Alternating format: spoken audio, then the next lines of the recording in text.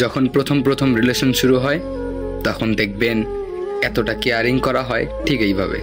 কোথায় যাচ্ছ, কি করছো, খেয়েছো কি খাওনি, না খেলে তো শরীর খারাপ করবে, খাওনি কেন, বেশি রাত জাগলে চেহারার ক্ষতি হবে, রাত জাগিও না, তাড়াতাড়ি ঘুমাও, এখনই কিন্তু লাইন থেকে বেরিয়ে যাবে।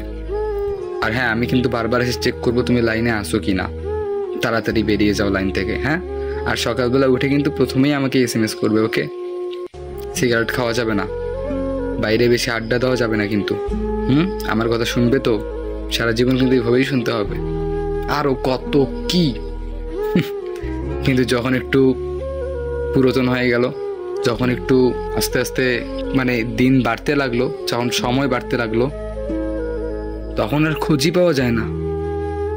ফোন দিলে ব্যস্ত, ওয়েটিং, মিটিংয়ে আসি, প্রাইভেট আছে, আজকে আম্মু বাসা থেকে বের হতে দিচ্ছে না, আজকে আমার হাত থেকে ফোন কেড়ে নিয়েছে, কতই না অভিযোগ, কতই না কৈফত। আসলে ভালোবাসারও না, যদি আপনাকে কেউ ভালোবাসবে তাহলে সে শুরুর দিকে যেমন থাকবে, যখন দিন বাড়তে লাগবে, যখন সময় বাড়তে লাগবে, তখন আরও আপনার প্রতি ভালোবাসাটা বেড়ে যাবে।